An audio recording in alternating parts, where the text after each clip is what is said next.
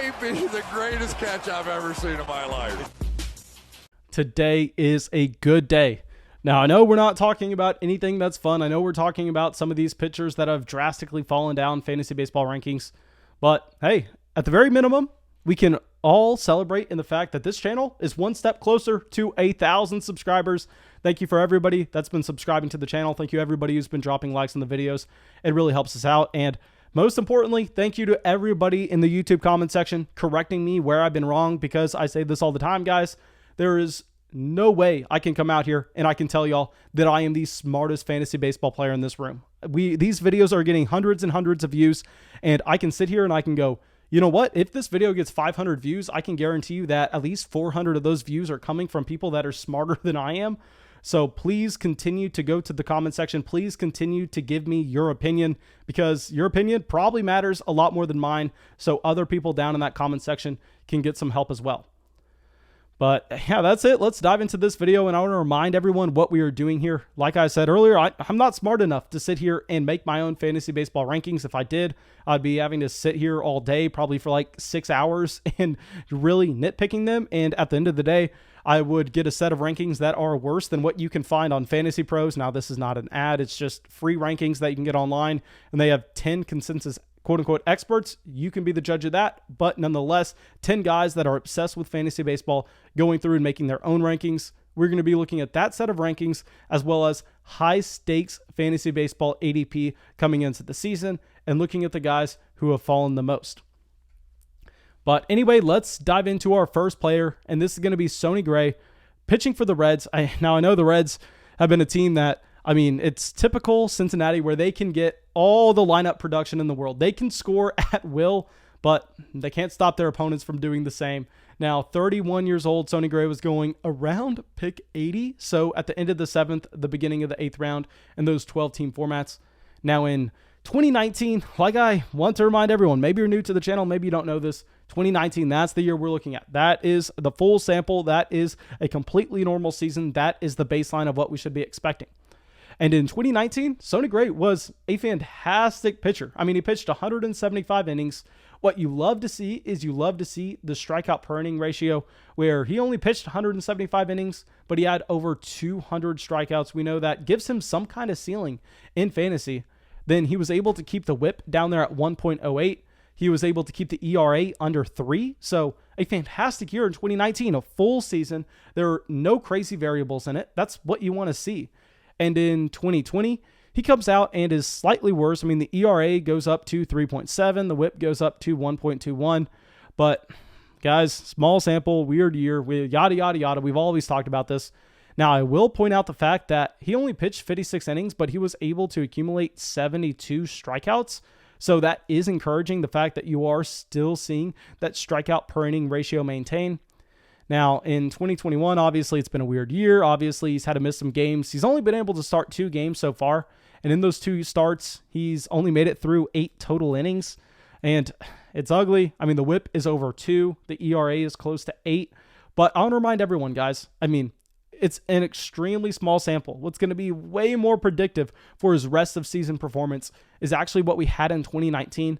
So because of him missing games at the beginning of the year, because when he has pitched, he has looked very bad, I actually want to say that he's a guy I would be putting out some feelers for. I'd be going around seeing what kind of value the owner of Sonya Gray is actually attaching to him, because maybe you can get him at a discount compared to what we should expect for his rest of season production.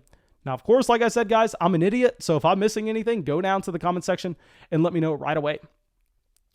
Okay, so now let's get our next pitcher up here. Zach Plesac, who I know. I mean, you pretty much hear his name called on every single fantasy baseball podcast, but nonetheless, I mean, he was going at an ADP of 75, so a little bit before Sonya Gray. He was going as the 27th pitcher off the board, only 26 years old, though. Now, that is something I want to point out. And why we weren't really wanting to draft him in drafts last year is because when we zoomed out, when we looked at the large sample that we had in 2019, now keep in mind he was only 24 years old here, so it's a little bit different. You can expect some natural progression. But anyway, in 2019, he pitched 115 innings, And what was gross was the strikeout per inning ratio. We know that's not something you should expect to drastically change for a pitcher throughout his career. And his strikeout per innings were down there at 0.76, indicating that, hey, even if he can get his ratios fantastic, even if he can keep his ERA and his whip down at the very bottom, it's still going to be gross. I mean, the upside is still not going to be that high. Now, in 2020, we saw this maintained, but the whip and the ERA were fantastic in 2020. This is what bumped up his ADP for 2021. I mean, in 2020, you had a whip under 1. You had an ERA down there at 2.28. Now, keep in mind, this is only off of 55 innings pitched. Now, the strikeout per inning ratio was still pretty low. I mean, it was down there around 1.0. Now, this is going to be a continued trend because in 2021, I mean, through 18 innings pitched, he's only been able to have 14 strikeouts, an ERA close to 7, a whip at 1.34. So this is someone that is falling down rankings for a great reason. I don't think you can call him a buy low because we zoom out and in 2019, in 2020, in 2021, the strikeouts have never been there. And the larger sample in 2020 shows that he's not going to have an elite whip. He's not going to have an elite ERA. So if the strikeouts aren't there, and we know that the whip and ERA shouldn't be as well, really, what are you looking for? Now, let's get to our last pitcher, someone on probably the best team in this list, but it's going to be Chris Paddock, who was being drafted later on. I mean, he was being drafted at that 105 overall pick, pitching for the Padres, only 25 years old.